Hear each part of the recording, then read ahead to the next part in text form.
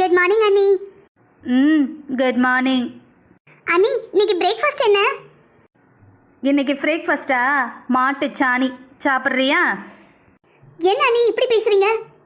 இப்படி பேசாதீங்க. என்கிட்ட இப்படி கிண்டல் பண்றது எனக்கு பிடிக்காது. ஓ, நான் உன் அண்ணன் பொண்டாட்டி, உன் மைனி, நீ என் சமந்தி. நான் உன்னை கிண்டல் பண்ணாமல் யாரை பண்ண போகிறேன்? ஏன் நான் பண்ணக்கூடாதா? மைனி, இதை பார்த்தா கிண்டல் மாதிரி தெரியல. நீங்கள் என்கிட்ட இந்த மாதிரி கிண்டல் பேசுகிற வேலையெல்லாம் வச்சுக்காதீங்க. ஒரு கிண்டல் கேலி பேசும்போது பேசுகிற ரெண்டு பேருமே அதில் சந்தோஷப்படணும், மனசு கஷ்டப்படக்கூடாது. சரி, இதெல்லாம் விடுங்க. காலைல என்ன சமைச்சிங்க? வயிறு செமையாக பசிக்குது. காலையிலையா நல்ல உருளைக்கிழங்க உள்ள சப்பாத்திக்குள்ளே வச்சு அது ஏதோ சொல்லுவாங்களே ஆலு பரோட்டா, அது பண்ணேன். தொட்டுக்க தக்காளி வெங்காயம் வச்சுருந்தேன். அதுக்கப்புறம் சிக்கன் கிரேவி கூட வச்சுருந்தேன். அண்ணி, ஆலு பரோட்டாவா? எனக்கு ரொம்ப பிடிக்கும் அண்ணி. இதை ஃபர்ஸ்டே சொல்லியிருந்தா நான் இவ்வளோ கோவமே பட்டிருக்க மாட்டேன். எனக்கு பிடிச்சதை சமைச்சிட்டு சும்மா என்கிட்ட கிண்டல் பண்ணிட்டு இருந்தீங்களா? சரி, நான் டைனிங் டேபிள் போகிறேன், நீங்கள் எடுத்துகிட்டு வாங்க. என்னது, நான் டைனிங் டேபிளுக்கு எடுத்துகிட்டு வரணுமா? காலையில் பண்ணினேன், இதெல்லாம் எல்லாரும் சாப்பிட்டோம், காலியாக போயிடுச்சு. அது எப்படி அண்ணி காலியாக போகும்? எனக்கு சேர்த்து சமைக்கலையா? உனக்கும் சேர்த்து சமைக்கணுமா? சாப்பாடு வேணும்னா காலையில் 6 மணிக்கு எந்திக்கணும். இப்படி 9, 10 மணிக்கு எந்திரிச்சு வரக்கூடாது. இப்போ நான் சொல்கிறப்ப உனக்கு கசக்க தான் செய்யும். மாமியார் வீடு மாமியார் வீடுன்னு ஒரு வீட்டுக்கு போவல்ல, அங்கே பேசுவாங்க. உனக்கு உங்கள் அம்மா ஒன்றும் சொல்லி கொடுக்கலையா? உங்கள் வீட்டில் அண்ணின்னு ஒருத்தி உட்காந்துருக்காளே, அவள் என்ன செய்கிறான்னு? அண்ணி, அதெல்லாம் விடுங்க. இப்போ நான் காலேஜ் தானே படிக்கிறேன். அதெல்லாம் பண்ணுறதுக்கு நாளும் பொழுதும் இல்லையா? எனக்கு பசிக்குது அண்ணி. சேர்த்து சமைக்க வேண்டியதானே? இது கூட தெரியாதா? நல்லா சாப்பிட தெரியுதுல்ல, அதே மாதிரி சப்பாத்தி எப்படி பண்ணணும், ரைஸ் எப்படி பண்ணணும்னு கற்றுக்கிட்டு நீயே பண்ணு. உனக்கு தேவையானதெல்லாம் நீயே செஞ்சு பழகு. இல்லைன்னா உன் மாமியார் வீட்டில் சொல்லுவாங்க, அண்ணின்னு ஒருத்தி இருந்தாலே அவள் ஆணி பிடுங்கிட்டு இருந்தாளான்னு. அம்மா, என்ன காலங்காத்தால என்ன சண்டை போட்டுட்டு இருக்கீங்க? ஒன்றும் இல்லை அத்தை, உன்னோட வேலையை நீயே பாரு. அம்மா வீட்டில் இருக்கிற வரைக்கும் அதிகாரம்லாம் செல்லுபடியாகும். மாமியார் வீட்டுக்கு போனால் யார் செய்வா? உன் வேலையோட சேர்த்து மாமியார் வீட்டு வேலையும் சேர்த்து தான் பார்க்கணுன்னு சொல்லிக்கிட்டு இருக்கேன். இங்க பாரு பேச்சி, நீ சொல்றது கரெக்டு தான். ஆனா ஈசு காலேஜுக்கு போறா பாரு. காலையில டெய்லி 5 மணிக்கு எந்திரிச்சு அரைக்க பறக்க ஓடி பஸ் ஏறி காலேஜ் போறா. ஞாயிற்றுக்கிழமை ஒரு நாள் தானே லீவு, அன்னைக்கு ஒரு நாள் தூங்கட்டுமே. நீ சொன்னதே தான். மாமியார் வீட்டுக்கு போனா நம்ம சாகிற வரைக்கும் வேலை தான். அது வரைக்கும் நம்ம வீட்டில் சந்தோஷமா இருந்துட்டு போட்டுமே. சரிங்க அத்தை, எனக்கு என்ன வந்தது? உங்கள் இஷ்டப்படியே உங்கள் பிள்ளைய வளைங்க. ஆனால் மாமியார் வீடுன்னு ஒரு வீடு போகும்ல, அங்கே சாட்டர்டேயும் கிடையாது, சண்டேயும் கிடையாது. வருஷத்தில் 365 நாளும் வேலை பார்க்கணும். இவ போய் இங்கே படுத்து கிடந்த மாதிரி தான் அங்கேயும் படுத்து கிடப்பா. அப்போ கேட்பாங்க, உங்கள் வீட்டில் என்ன வளர்த்தாங்க, ஏது வளர்த்தாங்கன்னு. இதுக்கப்புறம் நான் ஏதாவது சொன்னால் என்ன ஏதுன்னு என்னை பார்த்து கை நீட்டி கேள்வி கேளுங்க. போதும் அண்ணி, நிறுத்துங்க. எப்போ பார்த்தாலும் மாமியார் வீடு மாமியார் வீடு மாமியார் வீடு. சரி, நான் இப்போ எங்கள் அம்மா வீட்டில் தானே இருக்கேன். எங்கள் அம்மா வீட்டில் இருக்கிறதே எனக்கு இப்போ மாமியார் வீட்டில் இருக்கிற மாதிரி தான் இருக்குது. விடுங்க. அம்மா, இன்னைக்கு பீட்சா சாப்பிடலாமா? பீட்சா சாப்பிடணுமா? பைசா என்ன மரத்துலையா காக்குது? அது மட்டும் இல்லாமல் வெளியே வாங்கி சாப்பிட்டா வயிற்று வலி வந்துடும். மாமியார் வீட்டுக்கு போனதுக்கப்புறமும் இப்படி தான் பண்ணுவா. பீட்சா வாங்கி கொடுங்க, பர்கர் வாங்கி கொடுங்கன்னு. புருஷன் கொண்டு வர பைசாலாம் அதுக்கே சரியாக போயிடும். அதுக்கப்புறம் நம்மளை தான் கேட்பாங்க, என்ன வளர்த்தாங்கன்னு. ஏன் அண்ணி, நீங்கள் எப்போ பார்த்தாலும் என்கிட்ட கோவமாகவே பேசுகிறீங்க? நீ நடந்துக்கிற விதம் அது. அண்ணன் பொண்டாட்டி மைனின்னு என்னைக்காவது மரியாதையாக நடக்கிறியா? அண்ணி, நான் என்ன உங்ககிட்ட மரியாதையாக நடக்கலை? எனக்கு புரியலை. உங்களுக்கு தெரிஞ்சா எனக்கு புரிய வைங்களே. நான் ஏமா புரிய வைக்கணும்? நீ என்ன மரியாதையாக நடக்கலைன்னு உன் மாமியார் வீட்டுக்கு போவல்ல, அப்போ உன் மாமியார் வீட்டிலேயே சொல்லுவாங்க. அப்போ தெரிஞ்சிக்க, எனக்கு எதுக்கு வம்பு? நான் ஏதாவது சொல்லி அன்னிக்காரி அப்படி பேசிட்டா இப்படி பேசிட்டான்னு என் தலையை உருட்டவா?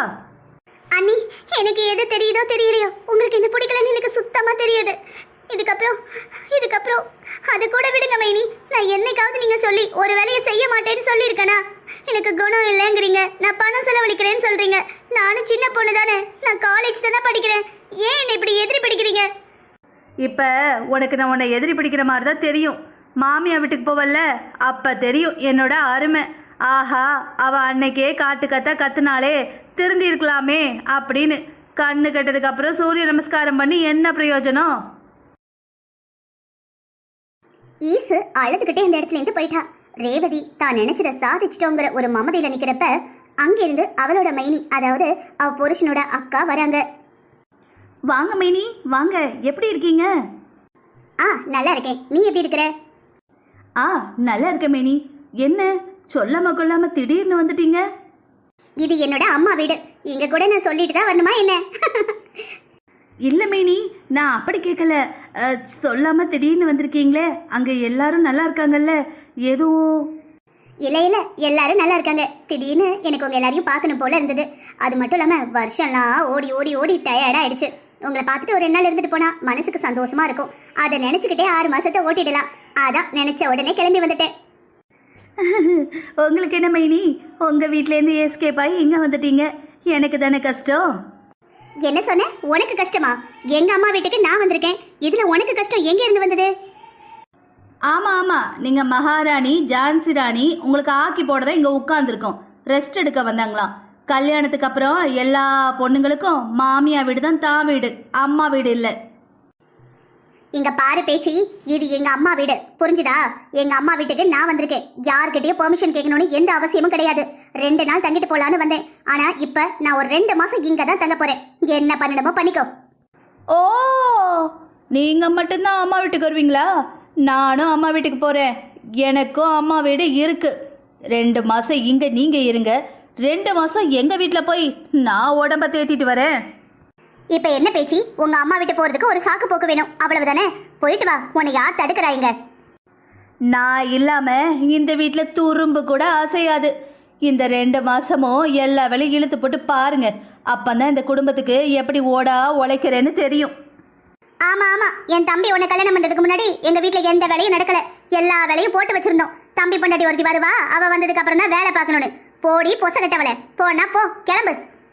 இங்க பாருங்க அண்ணி, நீங்க என்ன வேணா பேசிக்கோங்க. நான் கிளம்புறேன் எங்க அம்மா வீட்டுக்கு. பேச்சி தன்னோட அம்மா வீட்டுக்கு கிளம்பி போயிட்டா.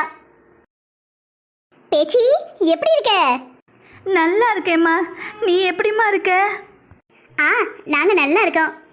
அத்தை, பேச்சு நம்ம வீட்டுக்கு வந்து எவ்வளவு நாள் ஆகுது? ஆமா சுப்பு, இப்பதான் அவளுக்கு நம்ம ஞாபகமே வந்திருக்கு போல. சரி வா வா. அண்ணி, நான் ஒரு 2 மாசம் இங்கே தான் இருக்க போறேன் அண்ணி. எனக்கு வயிறு பசின்னு பசிக்குது அண்ணி.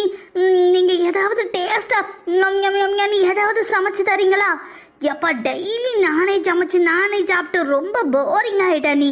யாராவது பண்ணி கொடுத்து ராசாத்தி மாதிரி நம்மளை கவனிக்க மாட்டாவளான்னு இருக்கு.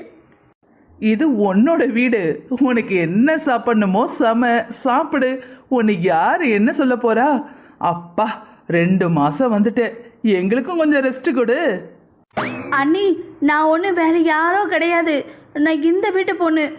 என் மாமியார் வீட்டிலேருந்து வந்திருக்கேன். உங்கள் எல்லாரையும் பார்க்கணும் தானே வந்திருக்கேன். என்னையே பண்ணி என்னையே சமைக்க சொல்கிறீங்க. கொஞ்சம் யோசிச்சு பாருங்க. இது என்னோட வீடு, என்னோட அம்மா வீடு. என்ன பேசுற பேச்சி? இது நம்ம வீடு. நம்ம எல்லாரும் வேலை பார்த்து தான் ஆகணும். இங்க யாராவது ராணியாட்ட உட்கார்றதுக்கு வாய்ப்பே இல்லை. எவ்வளவு வேலை கொட்டி கிடக்கு. உனக்கு பிடிச்சாலும் பிடிக்காட்டாலும் இங்க இருக்கிற வரைக்கும் வேலை பார்த்து தான் ஆகணும். அண்ணி, மாமியார் வீட்லேயும் எல்லா வேலையும் நானே பார்க்கணும். ஒரு 2 மாதம் அம்மா வீட்டில் ரெஸ்ட் எடுத்து உடம்ப தேத்திட்டு போகலான்னு பார்த்தா இங்கேயும் என்னையே வேலை பார்க்க சொல்கிறீங்க. என்ன அண்ணி நியாயம் இது? என்ன பேச்சி, நீ என்ன ஸ்கூலு காலேஜில் படிக்கிற பொண்ணா? ஒரு வீட்டுக்கு மருமக ஆயாச்சு. அங்க மாமியார் வீட்டில் இருக்கும்போது எவ்வளவு வேலை பார்த்துருப்ப. அந்த மாதிரி தான் இங்கேயும் வேலை பார்க்காம எப்படி உட்கார முடியும்? சரி மேனி, சரி, எனக்கு புரிஞ்சுது. உங்க திட்டமெல்லாம் எனக்கு புரியுது. எனக்கும் கை காலு ஆண்டவன் கொடுத்துருக்கான். அழகா சமைச்சு அழகா சாப்பிட்டுக்குவேன். எனக்கு என்ன இது புது வீடா? பேச்சி தன்னோட வீட்டுக்கு போனா தடபுடல வரவேற்பு விருந்தும் கிடைக்கும்னு வந்தா. ஐயோ பாவம், பேச்சிக்கு முத நாளே ஆப்படிச்சிட்டா அன்னிக்காரி. இப்போ அண்ணி தன்னோட புருஷன் கிட்ட ஏதோ பேசிக்கிட்டு இருக்கா. என்ன சுப்பு, வேலையெல்லாம் முடிச்சிட்டியா? ஆல்மோஸ்ட் முடிஞ்சதுங்க. உங்களுக்கு எதுவும் வேணுமா? இல்லம்மா, ஆளை காணமேனு வந்தேன், அவ்வளவுதான். ஏதாவது ஹெல்ப் தேவை இருக்குமோன்னு வந்தேன். காய்கறி நறுக்கி தரவா? அதெல்லாம் ஒன்றும் வேணாம். நீங்க வேற உங்க தங்கச்சி வீட்டுக்கு வந்திருக்கா. ஏதாவது காத்துல விழுந்ததுன்னா காலமுக்க கூப்பிட்டுருவா, பார்த்துக்கோங்க. ஐயோ, சரியா சொன்ன. அவ செஞ்சாலும் செய்வா. என்னங்க, நான் உங்ககிட்ட ஒன்று கேட்கணும்னு நினைச்சேன். இந்த போட்டிருக்க டாப் எல்லாம் ரொம்ப பழசாயிட்டுங்க. பாதிக்கு பாதி சாயம் போயிட்டு பாதி துவைச்சே நஞ்சு போச்சு. நீங்க ஃப்ரீயா இருந்தீங்கன்னா வெளியே போயிட்டு ஒரு ரெண்டு டாப் மட்டும் வாங்கிட்டு வருவோமா? லெகின்ஸ் கூட மாத்தி மாத்தி போட்டுக்கலாம், கிழிஞ்சா கூட வெளியே தெரியாது. ஆனா டாப்பு அப்படியே வெளியே தெரியும் பாருங்க. ஃப்ரீயா இருக்கீங்களா இன்னைக்கு? இங்க பாரு சுப்பு, இந்த மாசம் ரொம்ப கைய பிடிக்குது. உனக்கே தெரியும், வாங்குற சம்பளம் வீட்டுக்கு இஎம்ஐ, கார் லோன், அது இதுன்னு போக கொஞ்சம் மிஞ்சிக்கிட்டு வந்தது. இப்ப தங்கச்சி வீட்டுக்கு வந்திருக்காள்ல, செலவு தடபுடலா இருக்கு. அவகிட்ட எதுவும் சொல்ல முடியாது, ஏதாவது நினைச்சுக்கிடுவா. ஒரு 2 மாசம் தானே, பல்ல கடிச்சுக்கிட்டீங்கிறேன். அவ ஊருக்கு கிளம்புன உடனே நான் உனக்கு கடை கூட்டு போய் டாப் வாங்கி தரேன். ஏங்க, இதுக்கு முன்னாடி சேர்த்து வச்சோம்ல, அந்த ரூபாலாம் என்னாச்சு? தங்கச்சி வீட்டுக்கு வந்திருக்காள்ல, அவளை கவனிக்கலன்னா எப்படின்னு ஒரே ஒரு டாப் வாங்கி கொடுத்தேன். 2000 ரூபாய் என்னமோ வந்துட்டு. நான் உனக்கு 2 மாசம் கழிச்சு எடுத்து கொடுக்குறேனே. ஏங்க, 2000 ரூபாய்க்கு டாப் தேவையா? நானே 500 ரூபாய்க்கு 2 டாப்பு 3 டாப்புன்னு போடுறதுல எது பெஸ்டா இருக்கோ அதை வாங்கி போட்டுக்கிட்டு இருக்கேன். நீங்க அவளுக்கு ஒத்த டாப்பு 2000 ரூபாய்க்கு வாங்கி கொடுத்துருக்கீங்க. இங்க பாரு சுப்பு, அவ என்னைக்காவது தான் வீட்டுக்கு வரா. நம்ம கஷ்டம் நம்மளோட. உனக்கு எல்லாம் தெரியும், நீ புரிஞ்சுக்கிடுவ. அவ புரிஞ்சுக்கிட மாட்டாள்ல. என்ன பேசாம இருக்க? கோவமா? இல்லைங்க, நீங்க சொல்றது சரிதான். இருக்கட்டும், 2 மாசம் கழிச்சு எடுத்துக்கலாம். இப்ப என்ன, நான் வீட்டுல தானே இருக்கேன். எங்கேயாவது வெளியே போகணும்னா நான் சேலை கட்டிக்கிறேன். சரியா? நீங்க காசு இல்லையேன்னு மனசு கஷ்டப்படாதீங்க. பரவாயில்ல, 2 மாசத்துக்கு போறவோ பொறுமையா எடுத்துக்கிடுவோம். பீரோ புள்ள சேலையா தான் இருக்கு. இதை ஒரு சாக்கா வச்சு எல்லா சேலையும் ஆசதியில கெட்டிட வேண்டியதுதான். அப்படியே வச்சாலும் சேலை அந்த மடிப்புக்கு நேரம் கிழிஞ்சு போயிடும். நல்ல வேலைக்கு இப்படி சொன்னீங்க, ஐடியாவும் கிடைச்சிட்டு. சரி விடுங்க, நீங்க போங்க, நான் சாப்பாடு எடுத்துட்டு வரேன். சுப்புனா சுப்புதான். என்ன விலை அழகே, சொன்ன விலைக்கு வாங்க வருவேன். விலை உயிர் என்றாலும் தருவேன். உந்தன் அழகை கண்டு வியந்து போகிறேன். அண்ணே, பாடினது போதும், உங்க தொங்கச்சிக்காரி கூப்பிடுறா, போங்க. கோழி கொக்கோ கொக்கோ கொக்குன்னு சொல்ற மாதிரி கொக்கரிக்க ஆரம்பிச்சிட்டா. நீங்க போவலன்னு எனக்கு கொஞ்ச நேரத்துல இங்க வந்துருவா. இல்ல, நான் இந்த வாசல் வழியா ஆபீஸ்க்கு போறேன். அவ வந்தானே இன்னும் 2000 பழுக்க வச்சிருவா. அப்புறம் சாப்பாட்டு லிஸ்ட்ல தான் வந்து கைய பிடிக்கும். நீ என்ன அந்த கண்ணா இந்த கண்ணுன்னு மாத்தி மாத்தி வாங்கிடுவ. தேவையா? வேணா, டபுள் மீனிங்ல பேசாதீங்க. ஆபீஸ்க்கு கிளம்புங்க. சரி தங்கம், போயிட்டு வரேன். அண்ணி, நீங்க கிச்சன்ல இருக்கும்போது ஏதோ டாப்பு சேலைன்னு சத்தம் வந்தது. ஆமா, உங்க அண்ணன் உனக்கு டாப் வாங்கி கொடுத்தாவலாமே 2000 ரூபாய்க்கு. அதான் சொல்லிக்கிட்டு இருந்தாங்க. இந்த அன்னிக்காரிக்கு தெரியாம அண்ணன்ட்ட ஒரு டாப்பை வாங்குவோம், அண்ணனுக்கு தெரியாம அண்ணிட்ட ஒரு சேலையை வாங்குவோம்னு நினைச்சேன். அவன் வந்து உடனே சொல்லிட்டானே. சொல்லாத நான் 1000 தடவை சொன்னாலும் பொண்டாட்டிட்டு சொல்லிட்டு தான் போய் மூச்சு விடுவான். அவளுக்கு என் கூட வந்து பிறந்திருக்கே, எல்லாம் என் நேரம். அண்ணி, நான் அண்ணன்கிட்ட எதுக்கு, நான் வந்து ஒரு நாள் தானே ஆகுது, டாப்பில் வேண்டான்னு சொன்னேன். அண்ணன் தான் நீ வந்திருக்க, எவ்வளோ நாளுக்கு அப்புறம் வந்திருக்க, வெறிச்சாப்பில் இருப்பியா, அண்ணன் வாங்கிட்டு வரேன் அப்படின்னு வாங்கிட்டு வந்தது. ஆமா, அந்த கூறுகிட்ட குக்கரு அப்படித்தான் பண்ணும். சரி, டாப்பு சேலைன்னு எல்லா வளமையும் கேட்டிய, காசு இல்லைன்னு உங்க அண்ணன் என்கிட்ட சொன்னாங்களே, அது கேட்டுச்சா? இங்க பாரு பேச்சு, நான் நேராவே சொல்லிடுறேன். உனக்கு 50-60 பவுன் போட்டிருக்கு. வீடு கட்டி கொடுத்துருக்கோம், ரொக்க பணம் கொடுத்துருக்கு, காடுகரை கொடுத்துருக்கு. உனக்கு எவ்வளவு சீதனம் கொடுத்து கல்யாணம் பண்ணி வச்சிருக்கோம். நீ வருஷத்துல 1 மாசம் வந்து 1-2 மாசம் இங்க உட்காந்துக்கிட்டுதே.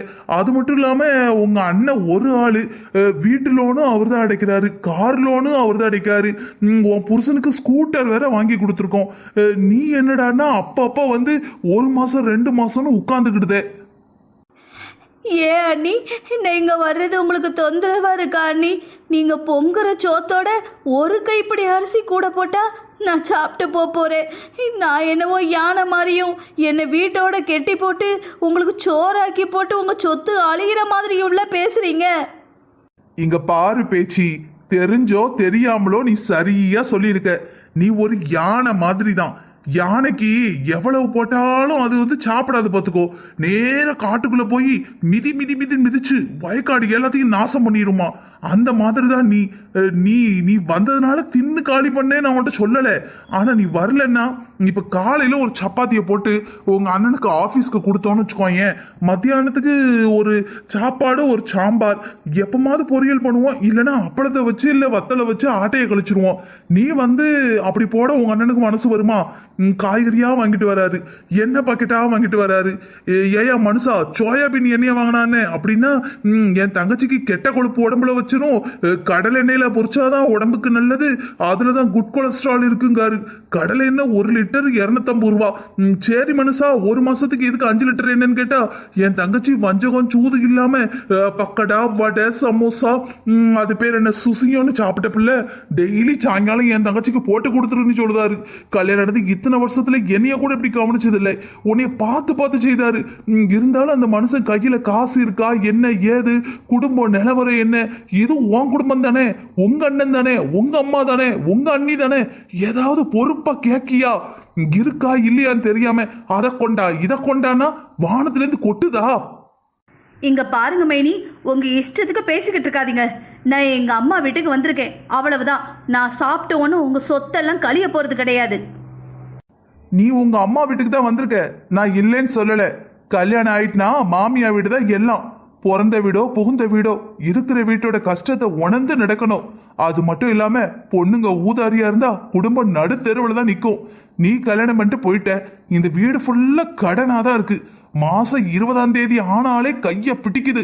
அடுத்து என்ன செய்ய, அரிசி வாங்கவா பருப்பு வாங்கவா என்ன வாங்கவான்னு ஒவ்வொன்றா பார்த்து பார்த்து செலவு பண்ணிக்கிட்டு இருக்கேன். அந்த மனுஷன் ஆசையா ஏதாவது கேட்டா கூட சில நேரம் பண்ணி கொடுக்க முடியல. மனசு எவ்வளவு வலிக்கு தெரியுமா? இந்த கடனை அடைக்கவே எங்களுக்கு 40-50 வயசு ஆயிரும் முழுக்கு. இதுக்கு இடையில நீயும் வந்து 2000 கொண்டா 3000 கொண்டான்னு உசுர வாங்கிக்கிட்டு இருக்க. 2 பேரும் எப்ப பார்த்தாலும் சண்டை போட்டுக்கிட்டு இருக்கீங்க. பேச்சி இங்க பாரு, கல்யாணம் ஆகி போனாலும் இது உன் வீடுதான்.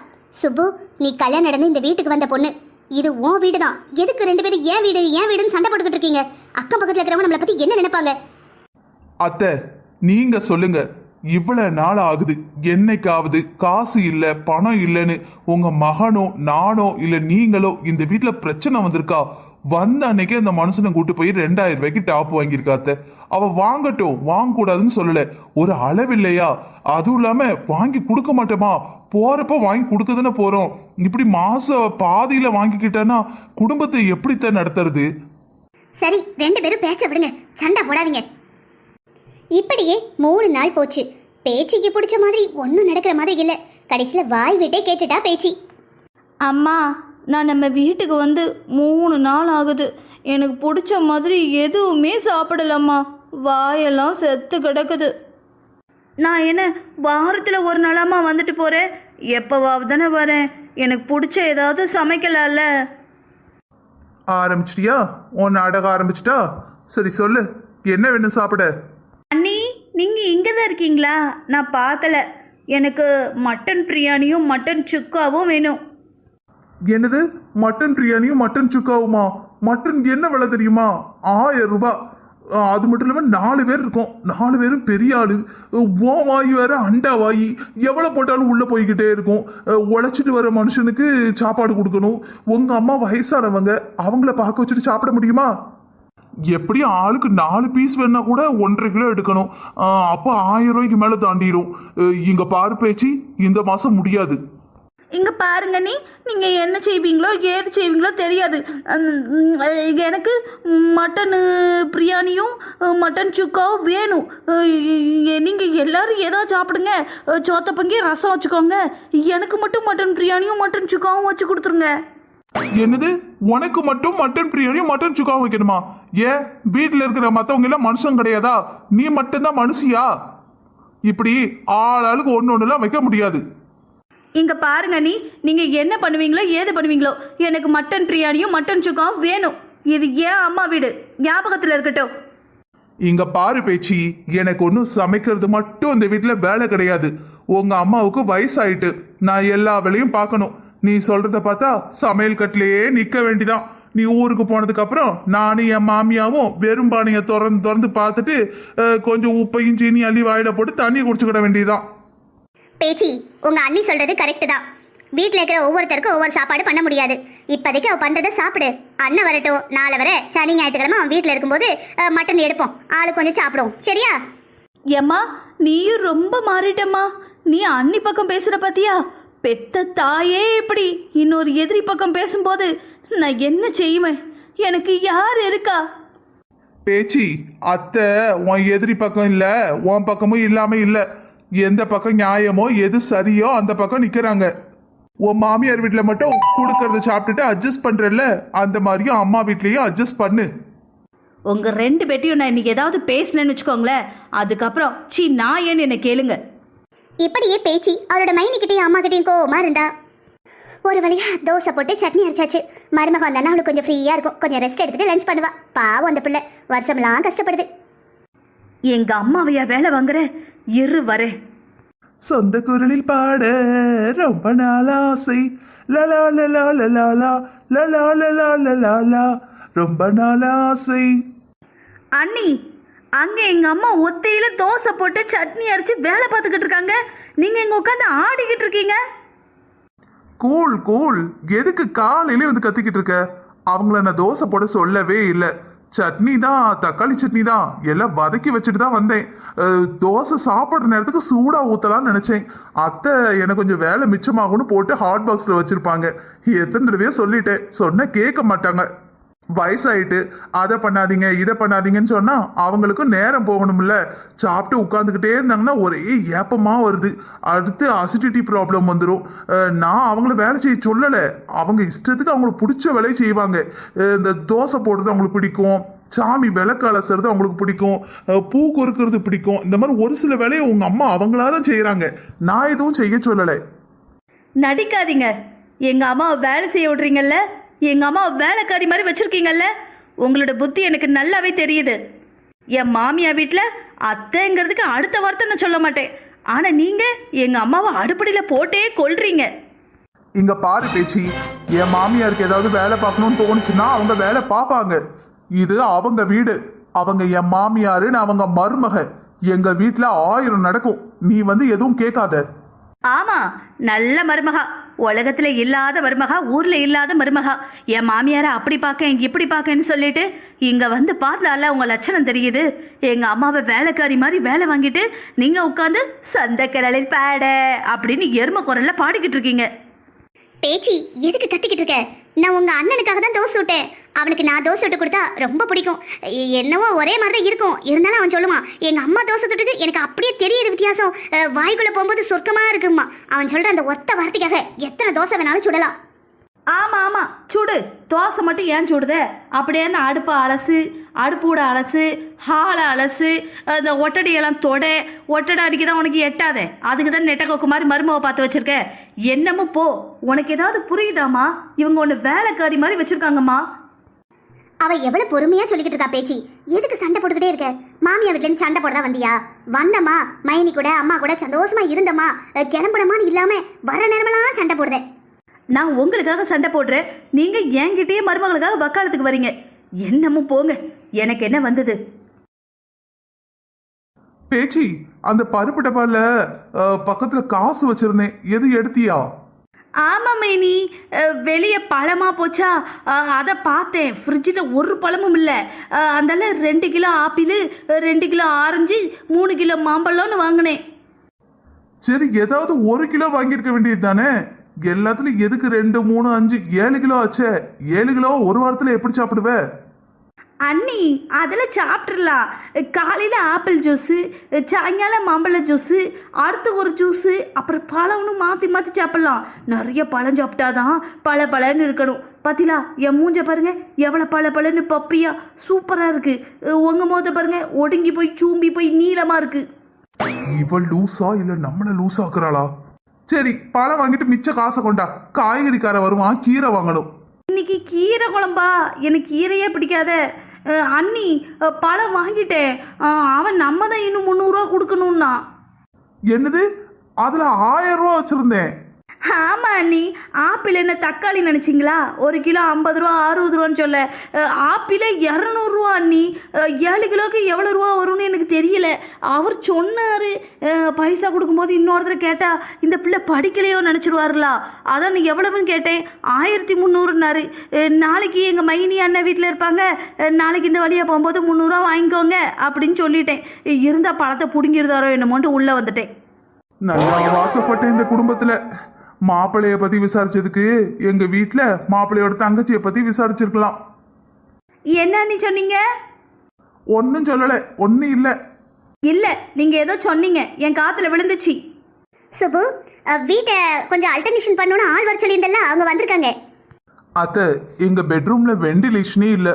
அதுல மட்டும் ஒரு ஜன்னல் மட்டும் ஃபிட் பண்ணோம் த. மத்தபடி வீடு ஓகே தான். பெயிண்ட் நம்ம அடுத்த வருஷம் அடிச்சுக்கிடுவோம் த. அப்போ என்னோட ரூம்க்கு இப்போ பெயிண்ட் அடிக்கணும். அவங்க ரூமில் ஜன்னல் வச்சா என் ரூம்லேயும் ஜன்னல் வைக்கணும். ஏண்டி, உன் ரூம்ல தான் 2 ஜன்னல் இருக்கே, பின்ன சோத்துக்கு சோறு ஜன்னல் வைக்கவா? வீட்டுக்குள்ள இருக்க ரூம்ல ஜன்னல் வச்சாலும் காத்து எப்படி வரும்? வெளி பக்கமா இருக்க சோத்துல ஜன்னல் வச்சாதான் காத்து வரும். அவ கேக்குறா, நீ கேட்டுக்கிட்டு.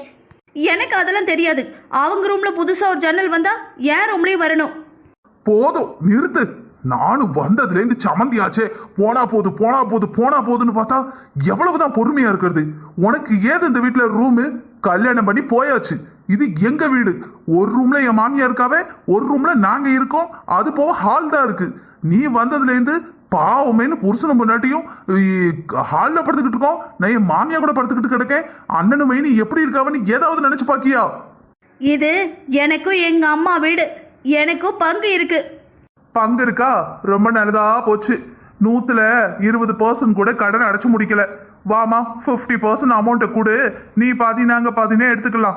ஒன்னும் பிரச்சனை கிடையாது. நானாவது இருக்கிற நாள்ல இஎம்ஐ எல்லாம் முடிஞ்சதுன்னு நிம்மதியா சந்தோஷமா என் புருஷன் கூட ஒரு வாய் சோறு சாப்பிடுவேன். உங்க கடனை நான் எதுக்கு அடைக்கணும்? எங்க அண்ணனும் நீங்களும் தான் அடைக்கணும். எந்த நேரத்துல இவளை பெத்து போட்டீங்க எனக்கு தெரியாது. இவ இங்க இருந்தான்னா நான் இங்க இருக்க மாட்டேன். நான் எங்க அம்மா வீட்டுக்கு போறேன். இவ என்னைக்கு போறாளோ அன்னைக்கு மறுநாள் என்ன கூப்பிடுங்க. அன்னைக்கு வந்தா கூட அந்த நெகட்டிவ் வைப்ரேஷன் சுத்தி என் பலார்னு அடிக்கும். நான் போறேன் எங்க ஆத்தா வீட்டுக்கு. சுபு, கோவப்படாதம்மா. பேச்சி போதும். நீ வந்தது போதும், இருந்தது போதும். உன் மாமியார் வீட்டுக்கு கிளம்பு. உன் சட்டாம்பளத்தனத்தை, உன் சட்டத்தை, திட்டத்தை எல்லாம் உன் மாமியார் வீட்டில் போய் காட்டு. உன் அதிகாரம் உன் மாமியார் வீட்டில் தான். பிறந்த வீட்டில் உனக்கு அதிகாரம் பண்ண எந்த ரைட்ஸும் இல்லை. நான் போறேன் மேனி. எங்க வீட்டுக்கே போறேன். என் மாமியார் வீட்டுக்கே போறேன். அம்மா வீடுன்னு வந்தேன். என்ன இருந்தாலும் சாவர வரைக்கும் அண்ணன் அம்மானு ஒரு உறவு இருக்குன்னு வந்தேன். வந்தது ஏன் தப்பு தான். எனக்கு புரிஞ்சுட்டு அம்மா வீட்டுக்குன்னு வரவே கூடாது. நான் இனிமே வரவே மாட்டேன். நீங்க வெத்தலை பாக்குல தட்டு வச்சு கொடுத்தாலும், தட்டுல வெத்தலை பாக்கு வச்சு கொடுத்தாலும் இந்த வீட்டு நடை ஏற மாட்டேன். உங்களுக்கு சந்தோஷம் தானே மேனி? நான் போறேன் மேனி, நான் போறேன். இப்ப புரிஞ்சுதா உனக்கு? உன்னோட சமந்திங்க உன் வீட்டுக்கு வரும்போது அவங்கள நீ இப்படித்தானே நடத்துன?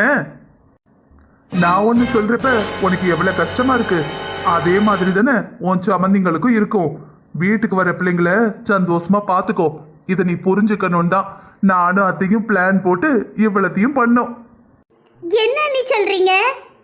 ஆமா, நீ வீட்டை விட்டு கிளம்புன அன்னைக்கு உன் மாமியார் எங்களுக்கு ஃபோன் பண்ணி நடந்த எல்லாத்தையும் சொன்னாங்க. உனக்கு நாங்க நல்ல ஒரு பாடத்தை சொல்லி கொடுக்கணும் தான் இவ்வளவும் பண்ணோம். ஆமா அண்ணி, எனக்கு புரியுது. இங்க நான் எவ்வளவு அதிகாரம் பண்ணேன். இதே மாதிரி தானே என் கல்யாணத்துக்கு முன்னாடி என் மைனியும் என் சம்மந்தியும் எங்கள் வீட்டில் இருந்திருப்பாங்க. இப்போ நான் என் வீடுன்னு அவங்கள மதிக்கவும் இல்லை, அந்த வீட்டில் நிம்மதியாக இருக்கவும் விடலை. என் சம்மந்தி சின்ன பிள்ளை, காலேஜுக்கு போகிற பிள்ளை. அவளை நான் பாடா படுத்தி எடுத்துட்டேன். இதுக்கப்புறம் இந்த தப்பை நான் பண்ணவே மாட்டேன். அப்படி போட அறிவாள. சரி, நீங்க இரு. நான் உனக்கு பிடிச்ச மட்டன் பிரியாணி, மட்டன் சுக்கா, சிக்கன் ஃப்ரை எல்லாம் பண்ணிட்டு உன்னை கூப்பிடுறேன். அத்தையிட்டு கூப்பிட்டுட்டு ஒரு பெரிய விருந்தே வச்சிடுறேன். எத்தை, நீங்க பேசிக்கிட்டு இருங்க. நான் கடைக்கு போய் ஓடி போய் எல்லாத்தையும் வாங்கிட்டு வந்துடுறேன். சரி மருமவளே. அண்ணி, அதெல்லாம் இருக்கட்டும். இது நம்ம வீடு தானே. இன்னும் நாளைக்கு வந்து சாப்பிட்டுக்கிட்டேன். என் மைனி என் சம்மந்தி எங்க வீட்டில் இருக்காங்க. நான் போய் அவங்கள கவனிக்க போறேன். போயிட்டு வரட்டா? மக்களே, எங்க மைனி என்ன பாடா படுத்தினாலும் எனக்கு புரியாத ஒரு விஷயத்த புரிய வச்சுட்டாங்க. நீங்களும் உங்க மைனி சம்மந்தி வீட்டுக்கு வந்தாவன்னா கொஞ்சம் நல்லபடியா பாத்துக்கோங்க. போறப்ப யாரு என்ன கையில கொண்டு போறோம். மைனியும் சம்மந்தியும் வர்றவங்க அண்ணனுக்கும் மைனிக்கு இடையில சண்டை எடுத்து விடாம இருங்க. சரி மக்களே, இந்த கதை பிடிச்சிருந்ததுன்னா மறக்காம லைக் பண்ணுங்க, நம்ம சேனலை சப்ஸ்கிரைப் பண்ணுங்க. அதுக்கப்புறம் கதை எப்படி இருந்ததுன்னு கமெண்ட் பண்ணுங்க. தேங்க்யூ.